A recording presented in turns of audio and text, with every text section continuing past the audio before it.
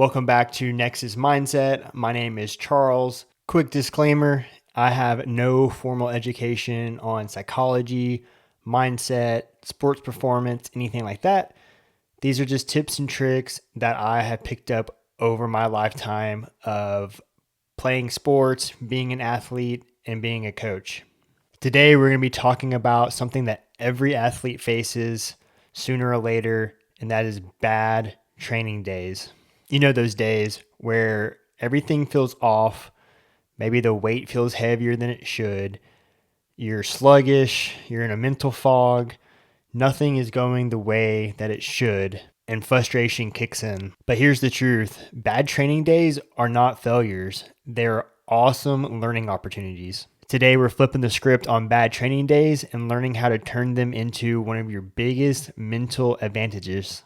Okay, so first, let's set the record straight. Bad training days happen to literally every athlete on the face of the planet, and probably the face of every other planet that there are athletes on. Elite athletes, world champions, Olympic champions are all suspect to bad training days.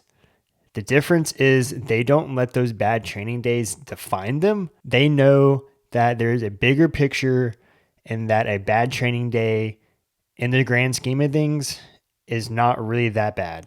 But why do we have bad training days in the first place? A couple of reasons. Maybe you have a fatigue and recovery debt. So you haven't been recovering as well as you normally do. You haven't been eating as well as you normally do. You haven't been sleeping as well as you normally do. And across the week, across a couple of days, that fatigue is going to set in and it's going to hit you like a ton of bricks all at once. And until you actually recover and more than likely sleep enough and eat enough, it's going to be there. Another reason may be nervous system fatigue. Maybe you're going through a pretty extensive training block. So I'll use weightlifting as an example. Maybe you're deep into a training block and the heavy days are just adding up, and it may be a stack on top of the fatigue, and you're just not recovering well, and your nervous system just decides like, hey, it's time for a rest day. So that is another reason. You can't go 100% every single day. Another reason is technical inconsistencies. Now, this is probably not going to be the case for like elite level athletes. Now, I'm not saying that they're technically perfect every single rep, but definitely beginners to novice athletes, day to day, your technical inconsistencies are going to happen. You're not going to be the same movement pattern every single time. Once again, like weightlifting, your snatches are going to change day to day. They're going to feel different day to day.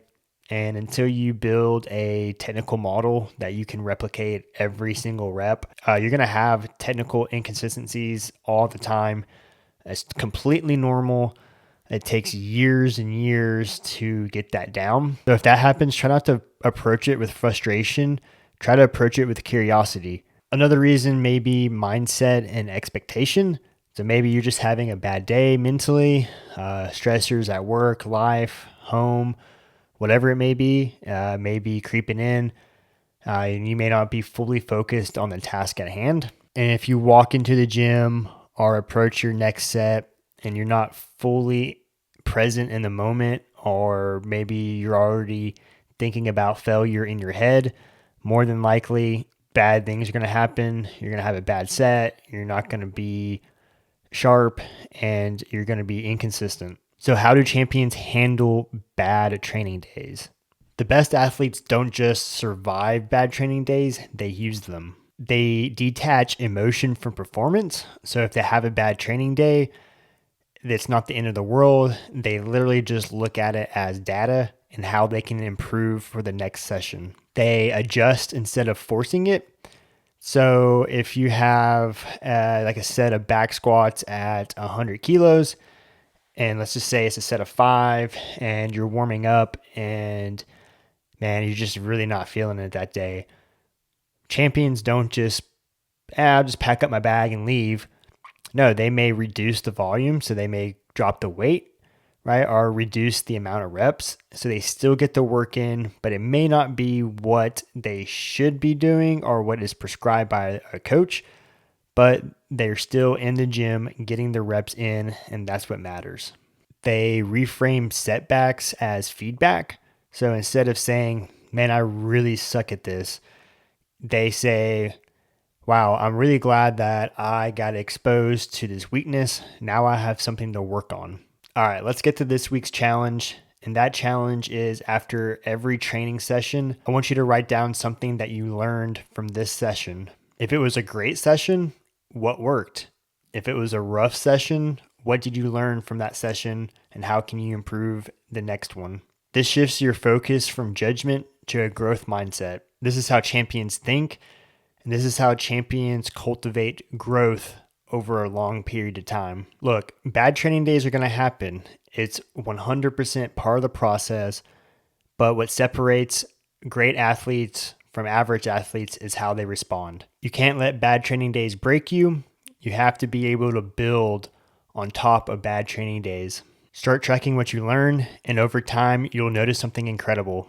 You're not just getting physically stronger, but you're building a bulletproof mindset. Next week, we're diving into something that holds a lot of athletes back from going to the next level, and that is the fear of failure. We'll talk about why so many athletes hold themselves back, how to break through that fear, and how to perform with confidence even under pressure. If you're in on this challenge, please let me know down in the comments. Let's build this mindset together. I'll see y'all next week.